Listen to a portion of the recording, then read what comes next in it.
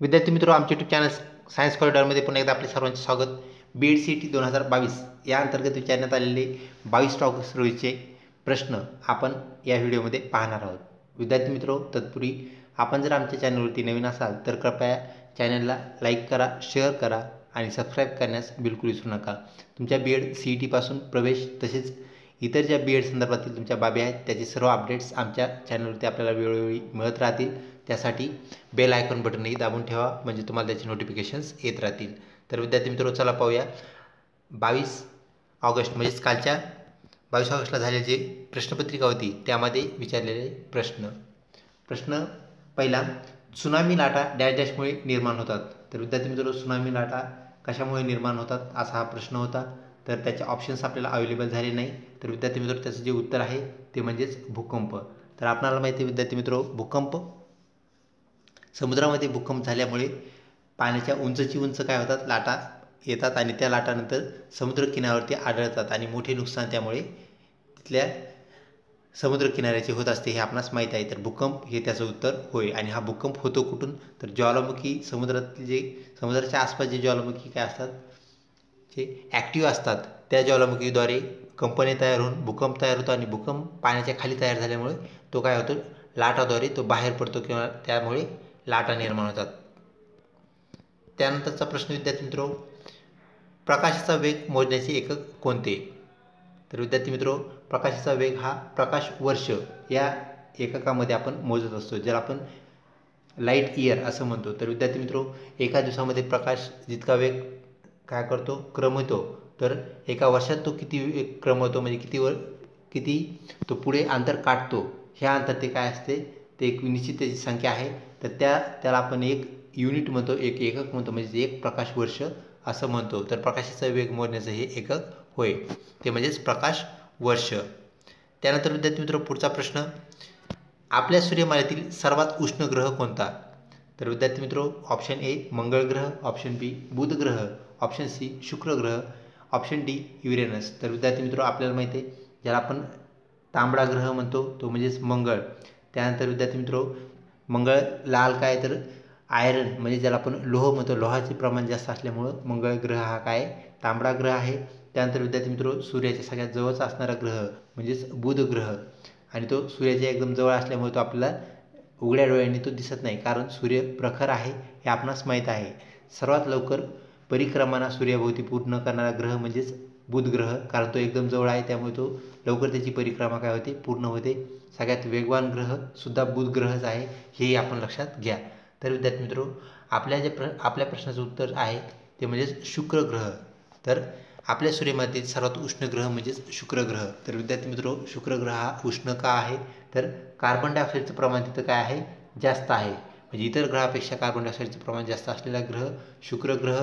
त्यानंतर विद्यार्थी मित्रों, हा जो ग्रह आहे हा चमकतो, म्हणजे चमकण्याचा हा त्याचा गुणधर्म आहे, त्यामुळे आपण त्याला ताराही म्हणतो। म्हणजे जी आपली पहाटेची किंवा सायंकाळी आपल्याला दिसणारी जी चांदणी आहे विद्यार्थी मित्रों, तर ती म्हणजेच शुक्र तारा होय, ज्याला आपण विनस असं म्हणत असतो। तर त्याला आपण मॉर्निंग स्टार, इंग्रजीमध्ये त्याला मॉर्निंग स्टार असंही म्हणतात, म्हणजेच सकाळी दिसणारा तारा। त्यानंतर त्याला दुसरं नाव आहे ऑरमध्ये, ते म्हणजेच इव्हिनिंग स्टार। तर विद्यार्थी मित्रों, इव्हिनिंग किंवा मॉर्निंग स्टार म्हणजेच ज्याला मराठीमध्ये आपण सायंतारा असं म्हणतो। सायंतारा म्हणजे सायंकाळी दिसणारा तारा किंवा पहाट तारा, पहाट तारा। तर ही बाब आपण लक्षात ठेवावी विद्यार्थी मित्रों, म्हणजे हाच प्रश्न उद्या रिपीट होईल।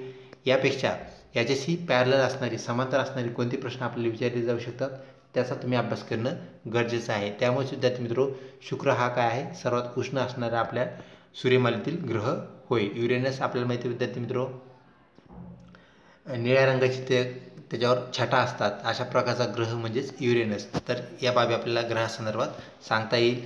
पुन्हा पृथ्वी जो ग्रह आहे विद्यार्थी मित्रों, वातावरण असणारा आणि सजीव सृष्टीत अनुकूल असलेला एकमेव ग्रह आपल्या सूर्यमालेतील तो म्हणजेच पृथ्वी हा होय। त्यानंतर विद्यार्थी मित्रों, पुढचा प्रश्न, द मेकिंग ऑफ इंडिया हे पुस्तक कोणी लिहिले। तर विद्यार्थी मित्रों, अखिलेश टिलोटिया यांनी हे पुस्तक लिहिलेलं आहे। मेकिंग ऑफ इंडिया, त्याचे लेखक अखिलेश टिलोटिया। तर विद्यार्थी मित्रों, अजून जे अशाच प्रकारचे जे प्रख्यात लोक आहेत त्यांनी लिहिलेली पुस्तकं याचे आपल्याला अभ्यास करावे लागेल. जसं की आपल्याला माहिती आहे अग्निपंख डॉक्टर अब्दुल कलाम यांचे आत्मचरित्र आहे. द डिस्कवरी ऑफ इंडिया जे की नेहरूजींनी लिहिलेलं आहे. त्यानंतर विद्यार्थी मित्रो अनेक अशी पुस्तकं आहेत जे पॉप्युलर आहेत भारतामध्ये तसेच जगामध्येही. तर ते पुस्तकाचे आपल्याला काय करावे लागेल, त्याचे नाव आणि त्याचे लेखक काय करावे लागतील, पाहावे लागतील, पाठ करावे लागतील, लक्षात ठेवावे लागतील. त्यानंतरचा प्रश्न विद्यार्थी मित्रो, खालीलपैकी कोणता आजार दूषित पाण्यामुळे होत नाही. विद्यार्थी मित्रो प्रश्नामध्ये लक्ष द्या, होत नाही असा हा प्रश्न आहे. Option A cholera, option B typhoid, option C hepatitis, option D dengue. विद्यार्थी मित्रो आपल्याला माहिती आहे कॉलरा ज्याला आपण पटकी असं म्हणतो मराठीमध्ये, त्याला आपण मराठीत पटकी असं म्हणतो. तर विद्यार्थी मित्रो पटकी जो रोग आहे तो म्हणजेच डिसेंट्रीचा एक रोग होय. तर पटकी हा काय पाण्यामार्फत होत असतो किंवा दूषित अन्नामार्फत दूषित पाण्यामुळे होतो. त्यानंतर टायफॉईड हा पण दूषित पाण्यामार्फत दूषित अन्नामार्फत आपल्या शरीरामध्ये शिरकाव करतो आणि तो वाढतो. त्यानंतर विद्यार्थी मित्रो हिपॅटायटिस, तर हिपॅटायटिस तुमच्या परिचयाचा रोग आहे विद्यार्थी मित्रो, ज्याच्यामध्ये हिपा आणि टायटिस. तर विद्यार्थी मित्रो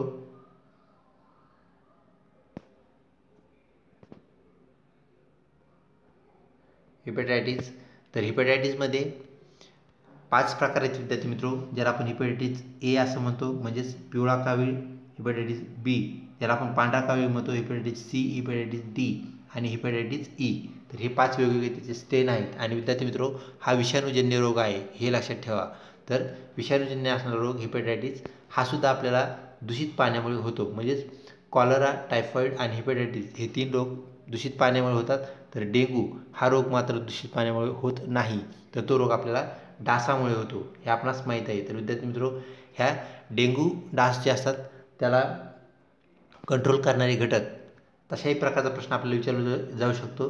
तर गप्पी मासे विद्यार्थी मित्रो जिथे जे डबके असतात, साचलेले पाणी असते, त्या पाण्यात जर आपण गप्पी मासे टाकले तर त्याची जे अंडी असतात म्हणजे ह्या माशांची हे जे डेंग्यूचे जे मच्छर असतात किंवा डास असतात तर त्या डासांची अंडी खाण्याचं काम हे गप्पी मासे करतात आणि त्या डेंग्यूच्या मच्छरावर कंट्रोल करण्याचं काम ते करतात. त्यामुळे गप्पी मासे पाळा आणि हिवताप टाळा अशा प्रकारचा तुम्ही नारा ऐकला असेल किंवा स्लोगन ऐकला असेल. तर विद्यार्थी मित्रो अशा प्रकारची बाब आपल्याला ह्या डेंग्यूबद्दल आणि दूषित आजाराबद्दल, दूषित पाण्यापासून होणाऱ्या आजाराबद्दल पाहता येते. तर तिन्ही जे आहेत कॉलरा, टायफॉईड आणि हिपॅटायटिस हे आपल्याला दूषित पाण्यामुळे होताना पाहायला मिळतात आणि डेंग्यू मात्र दूषित पाण्यामुळे होत नाही. ऑप्शन डी आपलं उत्तर असणार आहे.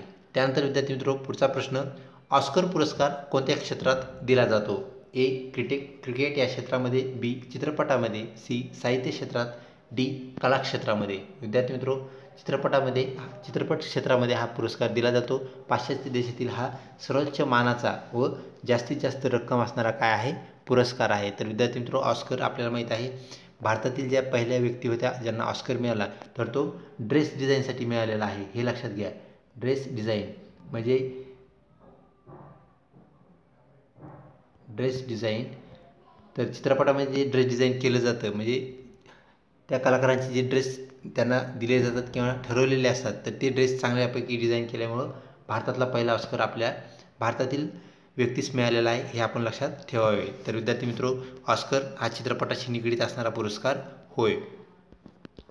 त्यानंतर पुढचा प्रश्न विद्यार्थी मित्रो, खालीलपैकी विषम शब्द कोणता. A metre, B litre, C pound, D inch. तर विद्यार्थी मित्रो सी पाऊंड हा वेगळा शब्द होय. तर विद्यार्थी मित्रो अशा प्रकारचे जे प्रश्न होते ते आजच्या म्हणजेच 22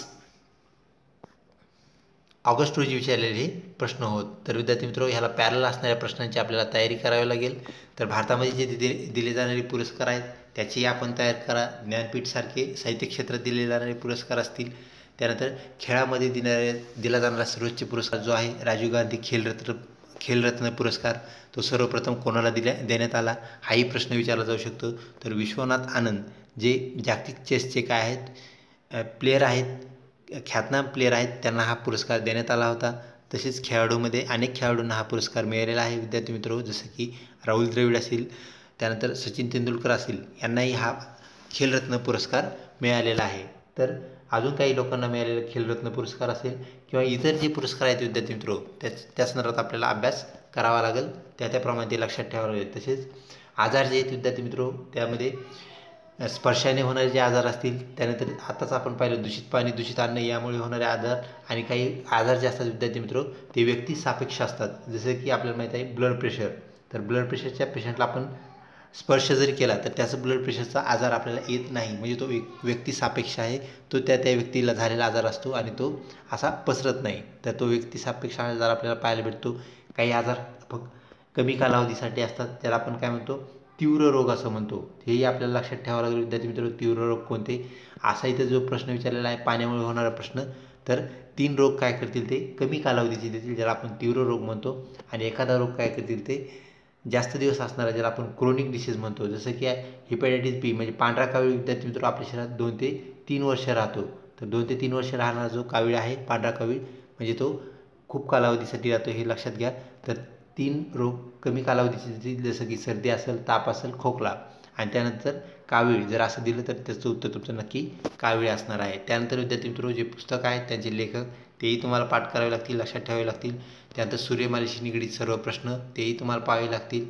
त्यानंतर विद्यार्थी मित्र एकक जे आहेत जसे की किलोमीटर असेल, मीटर असेल, हे इंच असेल, लांबी मोजण्याचे एकक असतील. त्यानंतर विविध द्रव्य मोजण्याचे एकक जसे की आपल्याला माहिती आहे लिटर आहे, मिलीलिटर आहे, ते तुम्हाला लक्षात ठेवावे लागतील. तर विद्यार्थी मित्र अशा प्रकारे आपल्याला हे 22 ऑगस्ट रोजी विचारले गेलेले प्रश्न आपण पाहिले.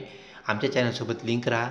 आपण अजून प्रश्न अपलोड करणार आहोत विद्यार्थी मित्र, जे की तुमच्या उद्याच्या परीक्षेला तुम्हाला उपयुक्त ठरतील, मार्गदर्शक ठरतील. हे रिपीट होणार नाहीत, हे लक्षात घ्या. रिपीट होणार आहेत म्हणून आपण देतोय असं नाही. तर हे तुम्हाला मार्गदर्शक प्रश्न ठरतील, ते तुम्हाला अभ्यास करण्यास काय करतील त्याप्रमाणे सहाय्यभूत ठरतील. लवकरच भेटूया पुढच्या अपडेटसोबत. तोपर्यंत अभ्यास करा. धन्यवाद.